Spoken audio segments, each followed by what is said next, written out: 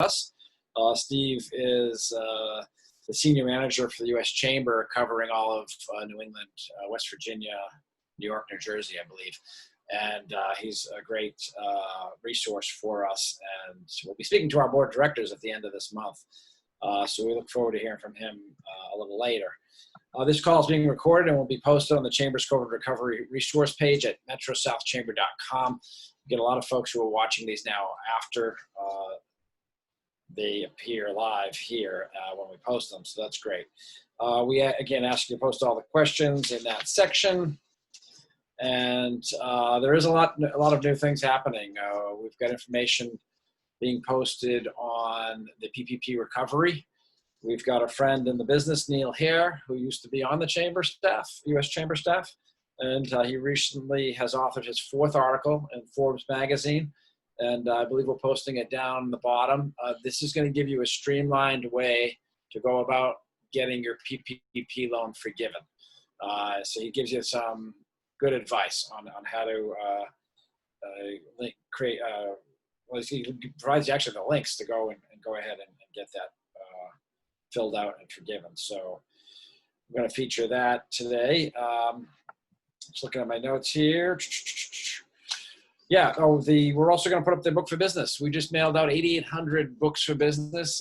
We branded it as a COVID recovery guide.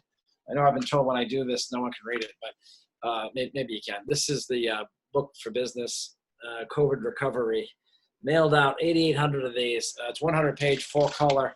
Features a lot of great information about the region, with a specific emphasis on the city of Brockton, of course, because we are right here in the city. We started here over 100 years ago. We're right next door to the City Hall, and the majority of our businesses that our members come from the city of Brockton. But we have an equal number scattered throughout the region. It's a great publication. We're getting some really nice comments about it. I want to obviously commend the staff for helping get this all together, especially Emma Stratton, who's our communications director, and worked very hard to get this out and updated. So anyway, that's kind of a nice segue to, we're talking about the City of Champions and the City of Brockton. We have the mayor back with us, Mayor Robert Sullivan. Mayor, how's it going? I know there was a little bit of an uptick. I know I'm on calls with you on Wednesdays. You talked a little bit about that. We just heard some information from the governor that we're going to get. Things are going well, but not great. Yeah, no, first of all, Chris and Susan and Margaret, good to see you. Happy Friday. Can't believe we've been doing this so many weeks, but we're definitely making a difference. And yeah, I mean, I'll be honest with you. We're having an uptick right now. I just got off a call with Rick Herman, my pandemic consultant, and Linda Cahill, Dr. Cahill, who heads up the Board of Health, and Mike Thomas, superintendent of the school. So, we're at 274 loss of life, 4,428 total cases, 130 total positive tests from July 23rd to August 5th. So we're a little concerned because, the magic percentage on the state right now is 5%. And the weekly average right now here in Brockton is between 5.1 and 5.2. So we're not in a good situation right now. So we're going to really look at the metrics over the weekend, and I'll be making a determination on Monday if I need to peel back and roll back, much like my friend Brian Arrigo and Revere did yesterday. And then Tuesday night, the school committee, and I chair the school committee for Brockton Public Schools, will take a vote relative to going back to school in what capacity. It might be 100% remote or hybrid. It definitely won't be anything other than those. But at the end of the day, we're charged to make sure it's safe for everybody, including the boys and girls and the teachers and the employees. So we're a little concerned. I'll be very honest about the way it's going. And it's frustrating at times when there was 200 people at a local playground having a cookout the other day. It's just not the time to do that. So a couple things I just wanted to share with you. I took a nice tour this morning of two good future developments in Brockton, the Hotel Grayson. I took a tour with the VRA director, Robert Jenkins, and the assessor for the city, John O'Donnell. And then 19 Main Street, which is a VRA property that's going to be, it's under agreement right now. It's going to be developed, and I met the individual that's going to be developing it. And, those are going to be game changers in that area of downtown. And, we welcome the investment. I had a call just the other day with a lot of the unions, Brockton Building Trades. Everyone understands how Brockton is ripe for success, and I want to thank both Susan and Margaret for their efforts to really help us on this journey. Last thing is, I had a wonderful Zoom the other day with Chris English, the owner of the Brockton Rocks. Chris is not going to have his beer garden this year. He made a business decision right now, and in hindsight, it looks like the right decision, right? But he is committed to the city of Brockton, and we are committed to work with him. We love baseball here in the City of Champions, and we love business, and we love to make money. So the biggest thing right now, though, is to make sure we have a safe environment, a safe community. And so we're being very diligent. As I told you, we've done mass mailings. 36,000 households got mailings on COVID and the efforts that we need to do, multiple languages. And the biggest thing that I have to reiterate to everybody is the federal census. AG Maura Healey reached out to me and 16 different mayors this morning to see, what we're doing. The state's been great. We received a $50,000 grant through the efforts of Rep. Claire Cronin, and we've spent that money to get the message out in multiple languages. Because again, it's every 10 years. You guys know this. If we don't get it right, we're going to be penalized for another decade. So we need to make sure we maximize the numbers and make sure that people understand that when they respond, they're counted, and it's not going to hurt their immigration status or any of that. It's just a count, an accurate count. We know we're well over 100,000 in Brockton, but on the books we're 95,000. So there's a lot on the plate, and as I say every week, I look forward to working with you. And Chris, as always, you've been great and really responsive, as has Susan and Margaret. So thank you for the efforts, guys. Thank you, Mayor. Thank you so much. 19 Main Street is really a prominent building there. What can you tell us about what they have planned there, and what kind of investment are we talking about? Yeah, I mean, it's substantial investment. It's going to be 1 and 2 market rate, high end, with potential commercial on the first floor. The difficulty there on a development standpoint is the parking. As you know, it's right on the corner, very, very marginal parking. They'll be going before the city council. Again, they're in summer session right now, but they'll be scheduled to go this month for finance. That, and also same night, I filed to have Ted Carmen, 28 Petronelli Way, to go there as well. Another great development. So there's a lot in the queue right now for development in Brockton. And I know people will say, well, I mean, housing, but at the same time, it creates a benefit to our tax base. There's definitely a need. We're getting the young professionals coming here. And, as Jeffrey Honortol invested millions of dollars at 47 West Elm Street, he's almost, I think, 80% occupied already. So people want to come to Brockton. They understand the value. And I'm the #1 cheerleader for the City of Champions, but I'm just excited that, it's not just local developers that are coming here. We're getting people from around the Commonwealth, and that, that's a combined effort with the Chamber and the Commonwealth, and it's a win-win for everybody. So 19 Main is going to be great, and then the Hotel Grayson is going to be an unbelievable endeavor as well. It's got architectural layouts.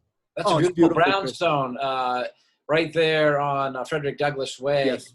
And what do you have in mind for that? And I had heard that maybe a developer who's already in that neighborhood might be taking that over too. Is that right? Or? Yeah, I mean, right now it looks like NeighborWorks they're doing the old Kresge building right now, which is awesome, and they're actually going to be having a what do they call it? A dog day pretty soon. Hot dogs on the grounds, again, wearing the mask, social distance, and non-alcoholic beverages, of course. But at the end of the day, they have some strong interest. They're working. It's a BRA property, Brockton Redevelopment Authority, but the bones are there architecturally. It's loaded with pigeons right now, though. I just had to dodge about 1,000 pigeons. But from the old school hotel, what we used to see on TV in the old movies, that's what it looks like inside. It's going to be beautiful, and there's a need. There really is a need. Would that be housing? Be housing, and then the first floor, which used to be the old Central Music when we were kids, it's going to be commercial downstairs. And then across the street, of course, is a building owned by the BRA that could be developed. Originally, that was going to be the Boston Beer Works, but they've moved on a different direction. So there's a lot happening. The old High Street, which is now Frederick Douglass Way, and I'm excited to just share that with you guys today. That's terrific. The building across the street, since you brought it up, over the years, there were several developers that came along, as recent as what you just mentioned, the Beer Works. Might NeighborWorks be interested in that as well because of economies of scale and management and whatnot? Yeah, I think they'll kick the tires on anything, quite honestly. I know there's some other local developers and some folks from Boston interested as well. And another really exciting piece of news that just came down was phase 2 of Trinity has been approved from the Commonwealth. I'm so excited. I know Lieutenant Governor Polito was working diligently on that with phase 1 when Mayor Carpenter was mayor, and working diligently now. So that's going to be a game changer as well. And it's the natural expansion, quite honestly. And I'm excited. There's a soft opening today that I'll be going to. The Milton Museum of Fine Arts is moving to Brockton. I want to thank Ani Danielson for bringing it here. It's at the Enzo Gallery and its extension, and it's a soft opening. But we're going to have Picassos and Renoirs and Rembrandts. It's amazing coming to Brockton. So listen, I keep saying it. Brockton's a stock. Buy it, buy it, buy it, please. That's right. The market's up, I think, again today. Yeah, it is. That's good. Well, thank you so much. And I did see the plans for that phase 2 Trinity. That's 100 new units. Yes. That may lead to a connection right to the rail station, which is right there at the police station now.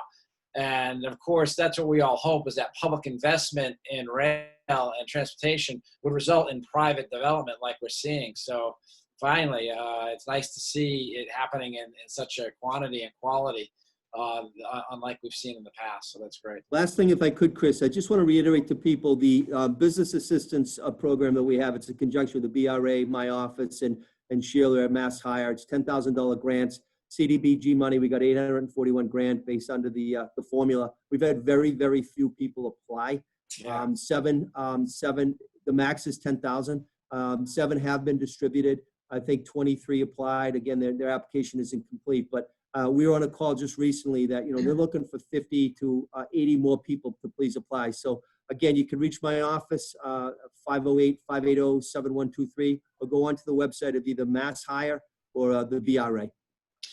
Thanks for mentioning that again, Mayor. I know that came up on Wednesday's call, and you're making me remember, and maybe Eli can help us with this. I think we should reach out to everyone who has applied and received grants or loans from the EIDL and the PPP program.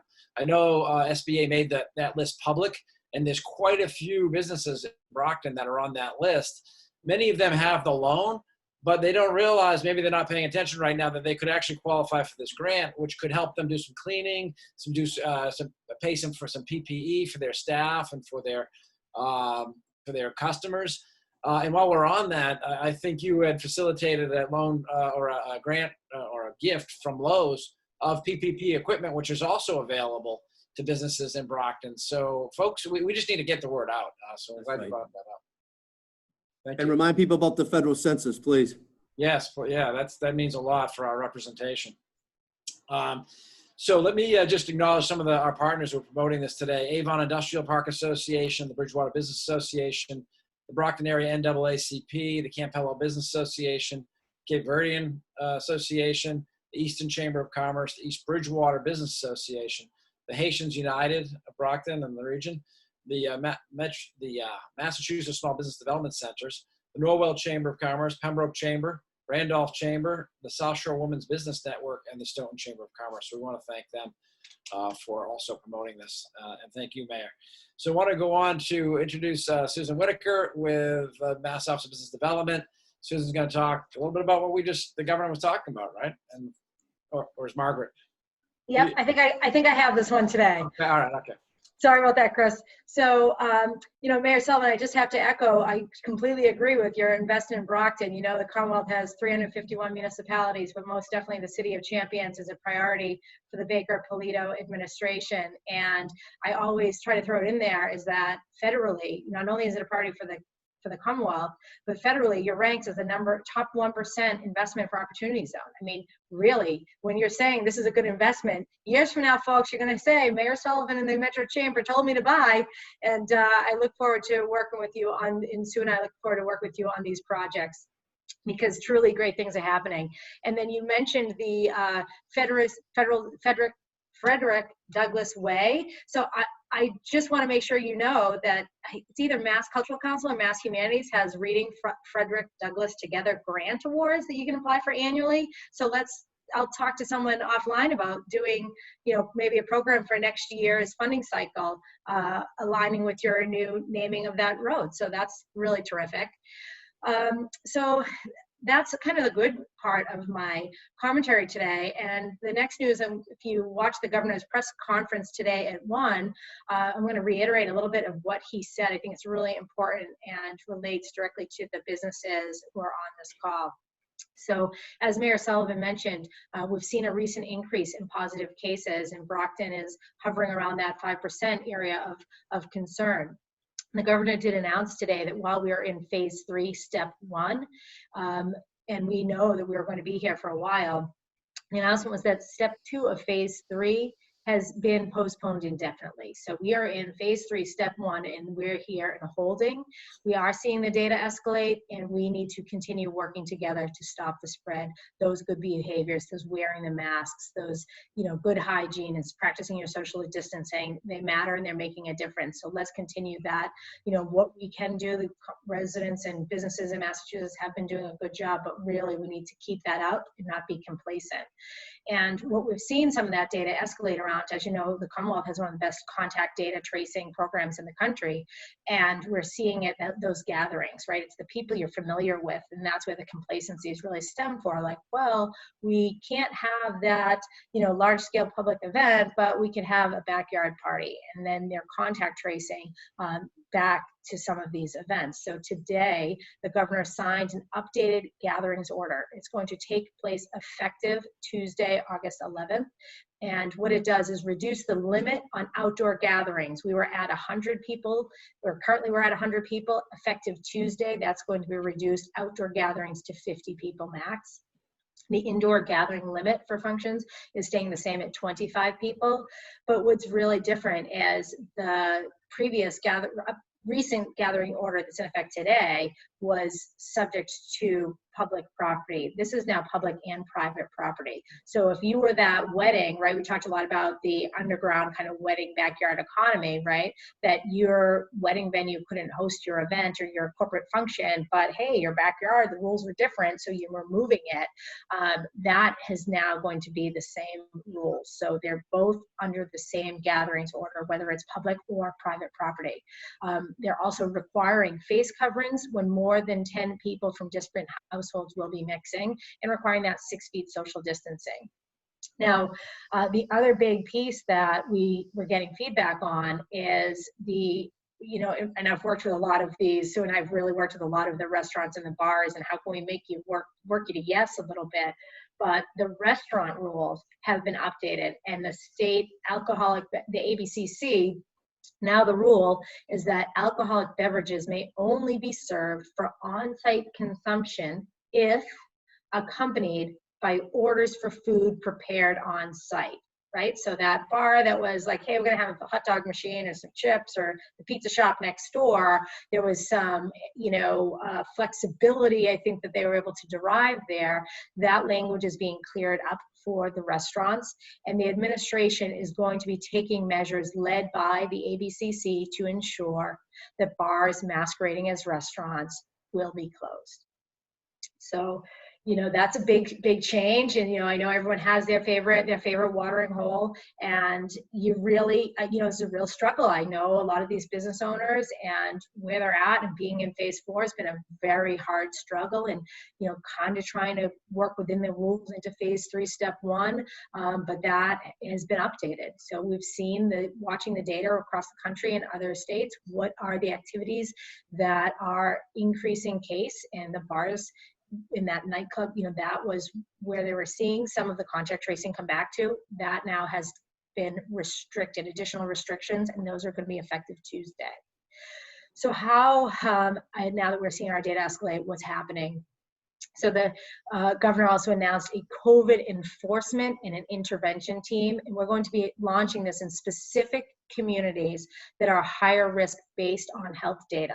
Those names of those communities have not yet been released, and the Baker-Polito administration is going to be working very closely. This is a collaborative effort with the municipalities. It's going to be a multi-agency partnership, including public safety officials, state and local law enforcement, the local boards of health.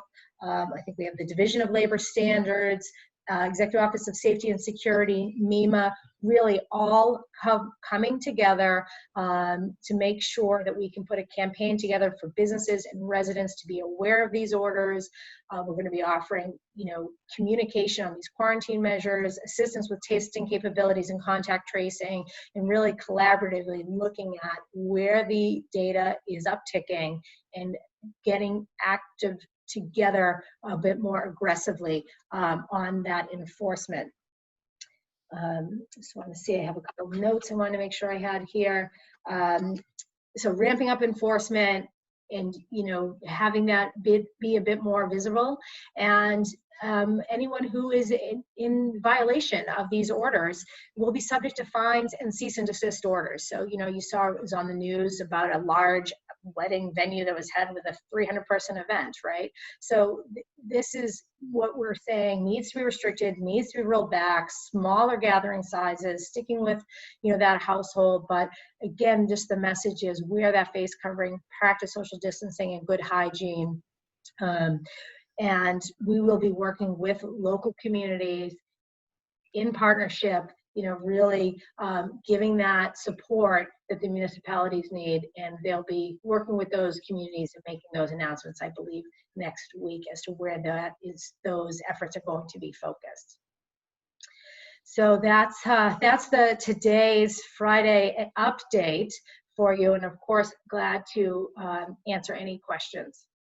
That's great, Margaret. Thanks so much for that update. It's a little depressing in the sense that we're not moving in the right direction, but I think it's great that this governor has addressed this right away.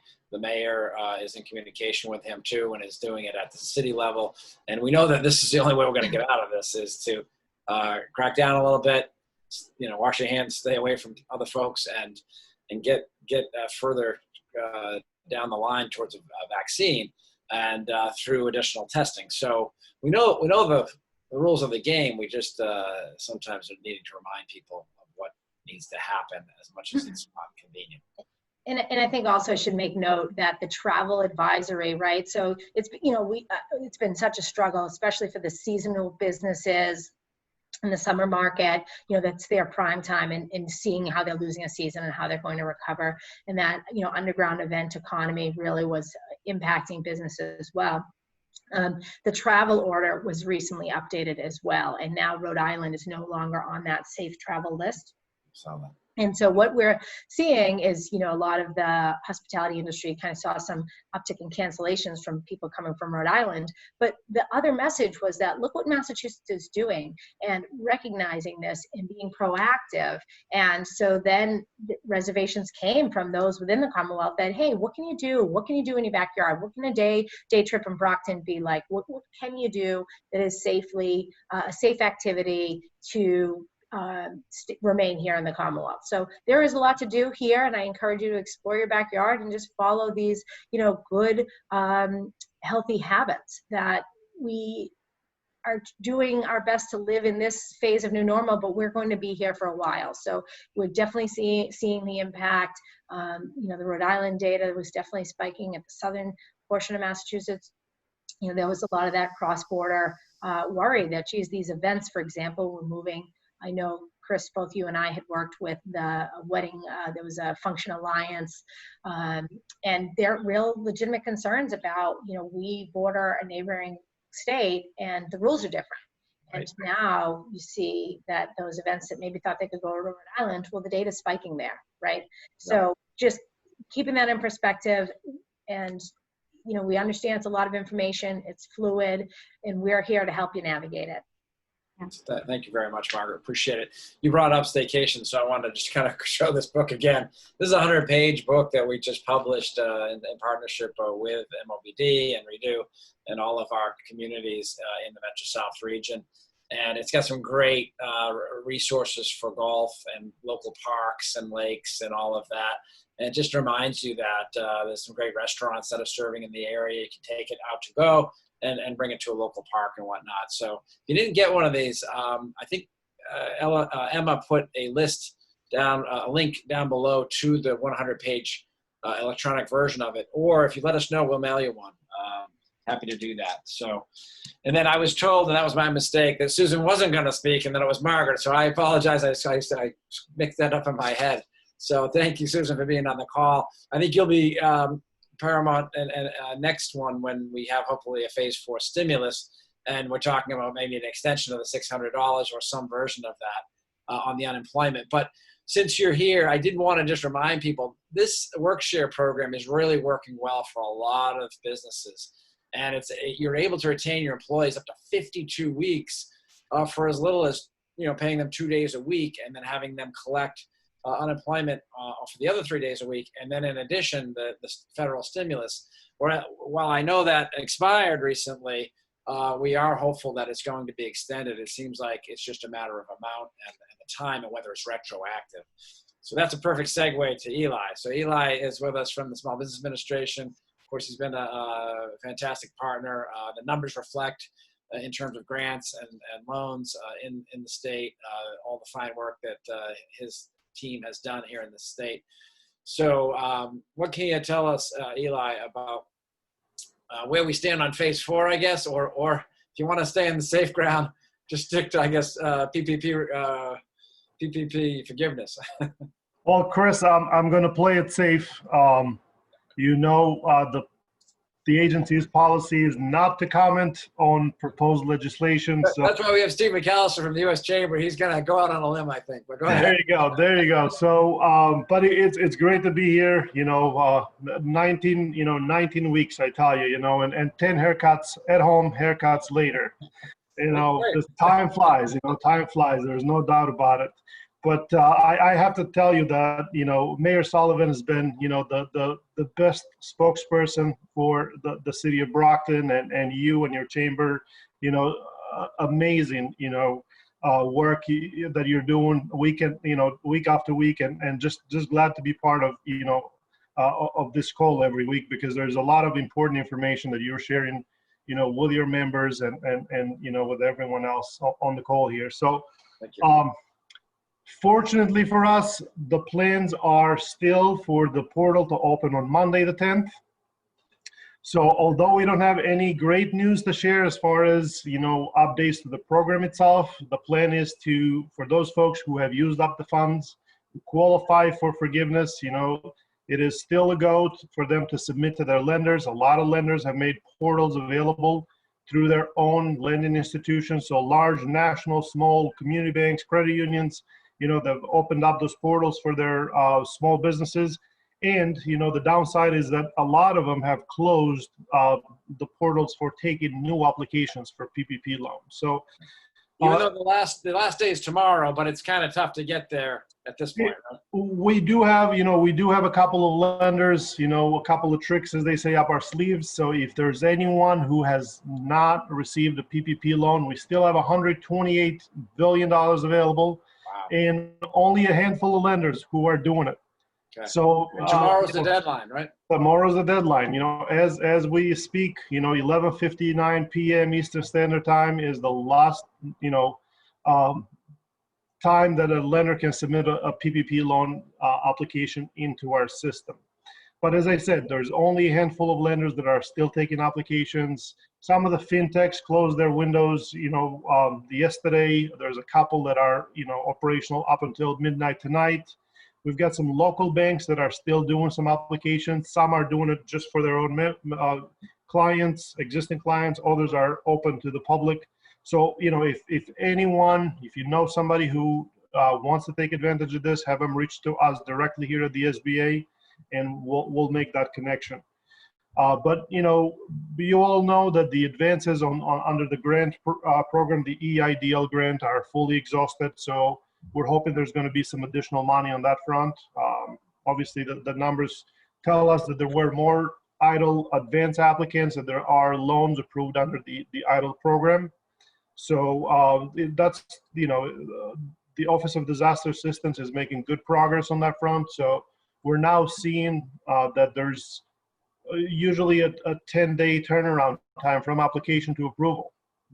So really phenomenal. They really picked up the pace because they've got fewer applications, seems like it. Yeah. But some of the folks we have sent over to ODA and to our website to apply, definitely they're getting their money, in a much quicker, faster fashion. And that can be up to 20 years at 3.75 for business, correct? 30 years. 30 years at 3.75%. So really, it's an amazing program. It's a loan, nevertheless, so nothing beats the PPP program, right? The PPP, I just want to reiterate for folks, it is a loan that's convertible to a grant. So that's free money. Nothing's better than that. And again, if there's anyone out there that has not, taking advantage of it, reach out to us here at the district office. We'll connect you with a lender who's still doing those and making sure, that we meet the deadline as of end of business tomorrow. So, but again, we're very, fortunate here in Massachusetts. We've got close to 600, participating lenders overall. In July, we saw a good number of loans approved, and we're north of 260,000 small businesses that have been helped as a result of the various programs, whether it's PPP, the EIDL advance, the EIDL loan itself. And, just want to remind everybody that, we are seeing a lot of traditional SBA lending activity as well. So just want to remind folks that the traditional programs are here, they're available. So we're seeing a lot of changes of ownership. We're seeing some expansions. We're seeing some new machinery and equipment type of transactions. This is SBA 504 and 7A? 7A, 504, the 504 is on fire. I mean, those rates are just unbelievable. And 12 months or 6 months free payments, right? And that's the other thing that I was going to get to. So on the 7A side, for the 504, we're almost there at the deadline for those loans to be submitted. But on the 7A side, whether it's Express or standard 7A, Community Advantage, we also have a new pilot program called a Community Advantage Recovery Loan Program. So those all qualify for 6 months worth of principal and interest payments if they're approved by September 27th. Okay, so they have some time on that one. So there is a little time on that, exactly. And they would go through Seed Corporation for that, or one of the. So Seed is a community advantage lender, a micro lender, a 504 lender. So they can do any of those three loans, and all three would qualify for the 6 months worth of P&I payments made by the agency. The 504, the deadline for the submission is the 12th of August. So I don't think anyone's gonna, between now and Tuesday technically, right? Or Wednesday get this submitted. Yeah. But definitely, Seed has been a great partner of the SBA, and the 504 activity, whether it's them or any of the other CDCs we've got. I mean, we are anticipating our district attorneys have almost 80 loans in the pipeline to be reviewed and approved by the 12th. So that represents, 3 times their normal volume in a month. Wow. So that's just amazing. But again, 25-year fixed rate real estate mortgage at 2.59%. It's unheard of. Yeah, that is free money, technically. So one of the questions someone just asked was, did you say at the beginning, and I missed it too, that the portal is opening on Monday? What portal is opening on Monday? So the portal that I was referencing earlier, and I should have made that clear, so I appreciate that comment from our participants, is the one that we have made available to the lenders. So all banks, participating banks, they can now submit that forgiveness to the SBA. Okay. So in turn, right, they've made their own portals available for their small business clients. The small business cannot submit to the SBA directly. They have to submit to their lender of record. So if you got a loan from XYZ Bank, you got to go back to that, lender of record, submit through their portal, and then they in turn would submit the forgiveness decision. So they don't send any documentation to us. The decision is actually made at the bank or credit union level. So it was interesting because the article that was sent to us this morning from Forbes said that if you filled out the application yourself, that there is a portal being set up that will allow you to directly put in for the forgiveness. Not through the SBA. So there is a portal that, the portal that they're referencing is the one the lender makes available, if there is one. Okay, so only the lender of record can make a decision on the forgiveness. Okay. So you cannot go to the SBA directly unless it's an appeal.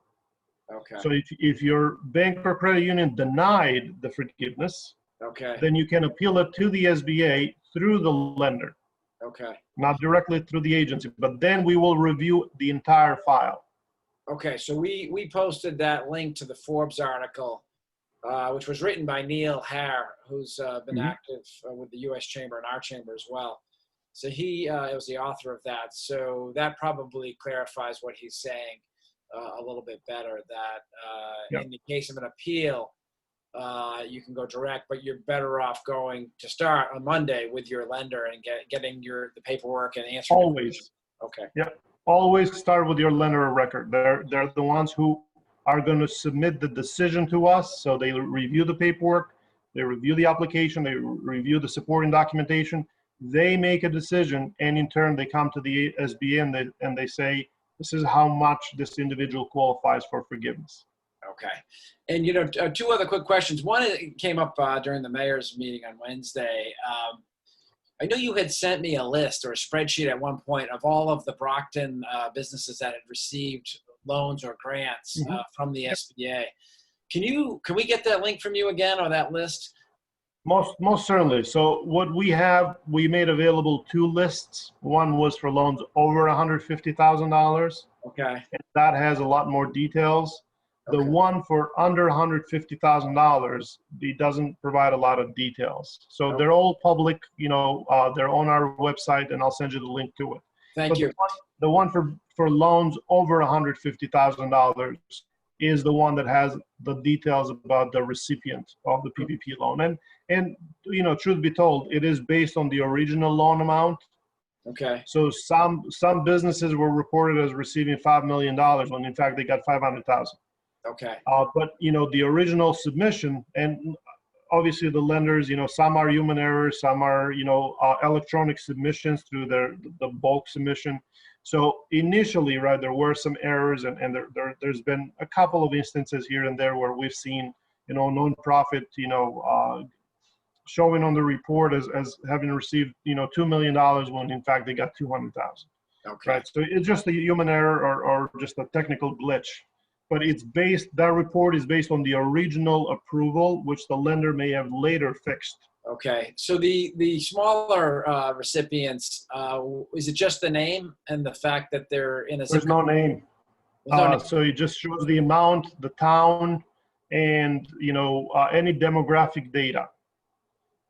So the SBA, as you know, over 87% now. 87% of the approvals are for less than $150,000. Right. And we consider those to be the smaller, small businesses, the entities, and they made the decision, at the headquarters that information should not be made public, whereas the larger deals are the ones that should be made public. The reason Obviously, I asked, they also account for 80% of the total dollars lent. Right. Okay. The reason I asked is because we're trying to get out to that same group of people, businesses, this $10,000 grant that the mayor's offering. And as you heard, they've only awarded 7, and they still have maybe another $700,000 to give away. But I think because people got the PPP or the EIDL, their focus is no longer on looking for assistance right now. Yep. But that assistance is actually available. So anything you can do with us, we'll connect offline, and I'll speak with Bob Nelson to see if we could put a report together just for Brockton. That would be great. So, and those are federal funds, by the way. Also, they're CDBG funds. Yep. So it would be appropriate that we're working, in concert with the federal government to try to identify those folks that could qualify for these funds. There was another question about the loan name and the link to the application for the EIDL 3.75% rate for 30 years. I wonder if we can get that put down below, the link to the application, because she's looking at.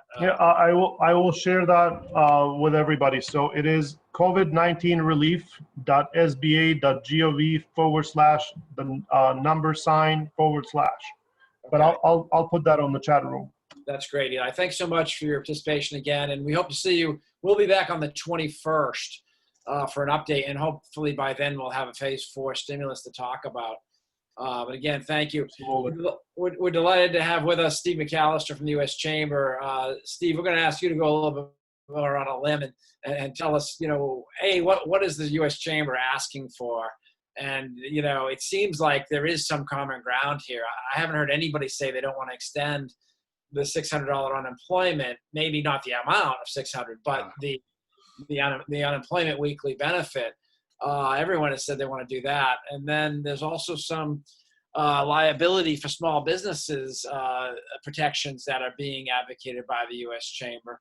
So first of all, welcome, and sorry to pepper you right off the bat, but I know you're living and breathing this on a regular basis.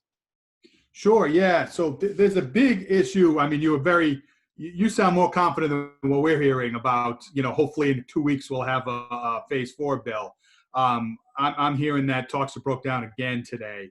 So they love working on deadlines. They were supposed to go on recess today. So they're not going to go. I don't know if they're actually going to do anything, but they're technically not going to break for recess because they know how bad that looks. The Republicans did float doing a 1-week extension of the $600 unemployment, and they continued negotiations. The Democrats shot that down. They want a longer-term deal. There is a portion in the Republican Senate that wants to just get rid of the unemployment altogether. There are people in the House that only want to do $600, continuing that for the end of the year. That's what the House bill passed. And then there's the combination, and it's going to be some type of combination. It's going to lower it. What the U.S. Chamber has come out in support of is some of the senators that have come out with would be a $200 minimum, and then a maximum, depending on how much you made before, be 75% of your pay up to $400. So the maximum you would receive is additional $400 on top of the state benefit, instead of the flat rate $600 for everybody across the board. So we think that will help the people that need it the most, but it also could motivate the people who've kind of been sitting on the sidelines a little bit and could have returned to work, but that $600 bonus, $600 benefit was kind of keeping them on the sidelines. We keep hearing that from our members, that they're ready to reopen. They have reopened. They just can't get their workers to come back. We think that, now the unemployment is going through the roof because last week it stopped. So that's one of the big things that they're discussing on. So they're kind of on two different paths right now. There's the Senate, and the Senate Republicans put out their bill last week, and I'll kind of break that down. But you have to keep in mind that this was just the Senate Republicans that came out with this. The Senate Democrats were not involved in this negotiations or in this bill. So they're going to need to get their 2 cents in before anything goes through. The House already passed their quote-unquote Phase 4 bill, the HEROES Act, about 2 months ago. Right. But the issue with that is that it was only Democrats that voted. Only one Republican in the House of Representatives voted for that. So that bill was dead as soon as it was passed. In the Senate bill that's just passed by Republicans is going to be dead if it goes back to the House. So we really need to come together. So negotiations have been going on between the Speaker Pelosi, the Minority Leader Chuck Schumer, and the White House. Those three groups have been meeting. They're trying to come up. The president really wants to get a deal done as soon as possible. He wants to get the extension for the unemployment done, some rental assistance done, and even the payroll tax, an extension on that is one of his priorities. The issue is those three haven't seemed to come up with an agreement. Never mind the fact that they still need to bring it to Mitch McConnell. Mitch McConnell is having some issues in his caucus, the Republican majority leader in the Senate, because there is a part of his caucus that doesn't want to do a Phase 4 bill at all. They don't want to give any more money to the states in aid. They don't want to extend the unemployment. So McConnell has his own internal battle. And then McConnell's number one issue is liability reform. He is hearing for the business community, for the healthcare community, for the educational community, liability reform. So his bill has come out, the Senate Republicans' bill has come out with a number of protections. Yeah. However, the House, they have zero liability reform in the HEROES Act that they passed. So that is McConnell's number one issue, and the House hasn't even taken it up. So we're very far away. I was going to say the U.S. Chamber has sent out some great video of interviews with small businesses as to why liability is a big concern. And the liability really extends possibly to customers and employees towards the business that has reopened within the guidelines of the state, wherever they are. And so I think we're posting the videos down below because it's really interesting, the different industries that are represented and why they're really concerned about getting sued by their employees or their customers, or for that matter, delivery drivers or whatever that coming to your site to pick up goods and services. And so it's really a very important issue that's getting kind of pushed to the back because of obviously rent and food and wages, which are obviously critical. But it's also a very important issue for the chamber, for your chamber and ours. So. Absolutely. I mean, we've been hearing this nonstop. So we have a legal team that kind of tracks lawsuits, and the lawsuits are through the roof for businesses that have reopened, businesses that are following the protocols that are set before. They're following what the federal government has said. They're following what their state have said. But yet, if someone goes to their business, or if you're an employee and you're going back to work, if you contract COVID, unfortunately, right now, the default is, I must have gotten it at work. I'm suing my employer. So we're just looking for some protections for those businesses that are doing the right thing. Bad actors should be treated as bad actors, but Sure. the businesses that are doing absolutely everything that they're supposed to, they're providing the PPE, they're doing the social distancing, they're trying to keep their customers, their employees, and everyone who comes as safe as possible. There should be some type of safe haven for those people that are doing their best, because it shouldn't be automatic that if you get COVID, it was because of you went to work or something like that. There has to be some things like that. We're also looking under this liability protection, liability for healthcare providers, healthcare workers, people that are making and producing these PPE products that are being used. If they are the right products, there should be some type of protection for that. We are working with the higher educations, the Harvards and the Browns. When do you see that?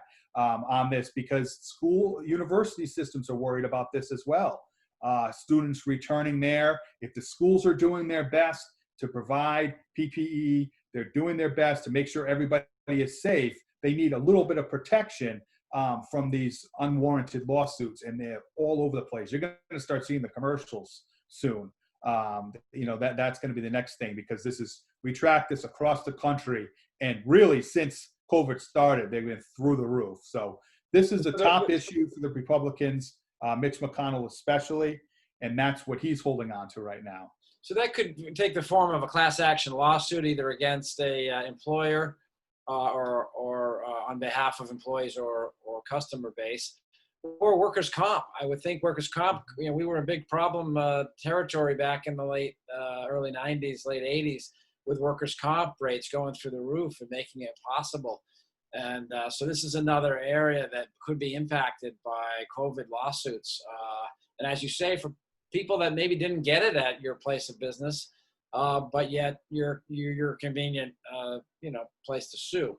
So hopefully you can keep us posted on that. I know you're working, or you're going to be meeting with our board of directors on Wednesday, the 26th of August. So we appreciate that, and look forward to hearing more from you as these items are updated. I am optimistic that we're going to see a compromise. Sounds like I'm more optimistic than you are. But, I'm getting the minute to minute. That's why I think it's. I think they're going to get there. It's one of those things, they're going to get there. But just watching the sausage gets made, it just you lose your appetite. It's needed. We just got a comment here. People that want to know who to reach out to, let them know that 600 or 500 or 400 or even 200, whatever it's going to be, is really needed. And, I was talking to some folks that are spending, people are spending this money. They're not saving it necessarily. They're using it for lives, which is good for our economy. We'd rather have fewer people in an eviction situation or in a situation where they can't cover their local costs. So that was the other thing that the House, the Senate Democrats, and the President is rent assistance. They want to extend that as well. Those two pieces impact. We have so many businesses that own multiple multifamilies in the city of Brockton and the surrounding towns that those are small business folks that they can't pay their mortgage and their debt if their tenants aren't paying. So, while I'm mentioning that, there is a raft program here in the city that services all the entire region, and they're giving up to $4,000 per person to either pay your landlord or your mortgage, depending on what situation you're in. I think the limit is you have to make under 70,000. And then somebody asked recently, well, what if I was making more than that? Well, if you're out of work, you're no longer making that, so you would qualify. Yeah. And so that's an important distinction. But Steve, anything else you want to mention, or any sites you want to mention? Sure. So I just hit on two things real quick that I always get questions on. What will state and local aid look like? So between the Senate bill and the House bill. So again, the House bill they passed, they would put additional state aid. They would give $540 billion to the states for both fiscal year 20 and 21. And each state would receive an initial $2 billion based on their population and COVID cases and unemployments. And those funds can be used for your economic downturn related costs and foregone revenue. So it can plug some budget holes, which is very popular. I know as a councilman in where I live, that would be much needed. However, the Senate bill does not do that. They do not give any additional money. This is one of the holdups in the Senate. There's that part of the Republican caucus that does not want to give any additional funds. All they would do is they would expand the date by which the states can use the relief funds that they've already received from the CARES Act until the end of fiscal year 2021. And they would actually allow you to use the money, again, no new money, but the money they have, 25% you could use towards budgetary issues. Okay. So that's a big, big difference where 540 billion new money from the House, zero money and a little flexibility, but not much in the Senate. So that's a long gap that needs to be brought together. And then for local aid, the House bill, they would do an additional $375 billion. And that would be distributed through like a CDBG formula. Right. And that would be over 2 fiscal years. Okay. Whereas the Senate bill has zero for local aid. Wow. Zero. And the same provisions that they would give the state, meaning that you could use 25% of the money you've already received to plug some budget holes. And you have until the end of fiscal year 2021 to spend the money that you've already received, but no new funds.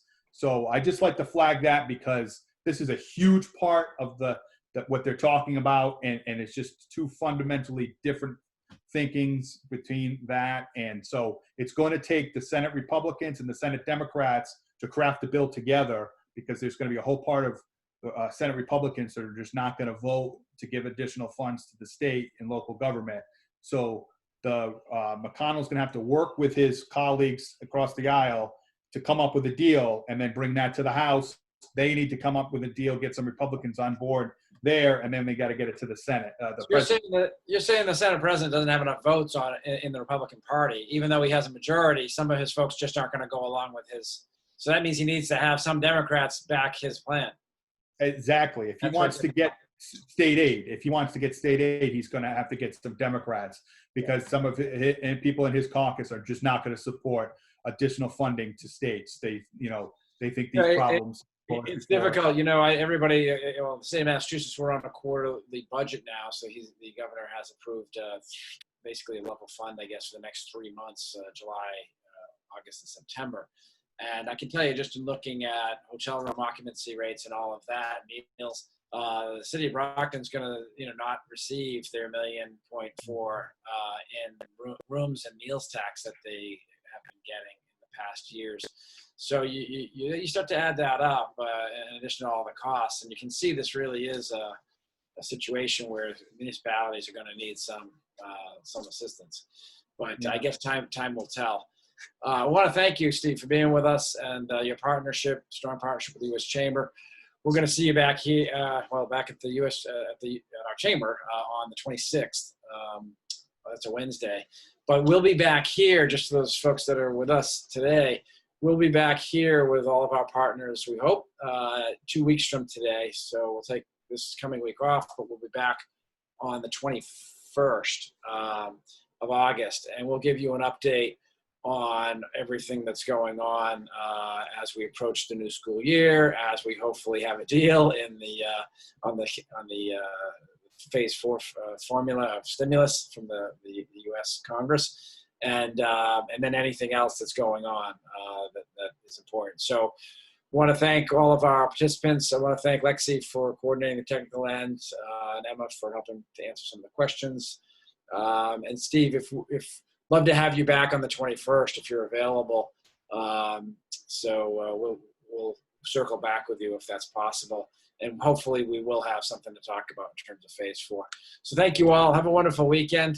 Maybe get outdoors, but not with more than 49 other people. That's the new rule of the day. So have a great weekend. Enjoy.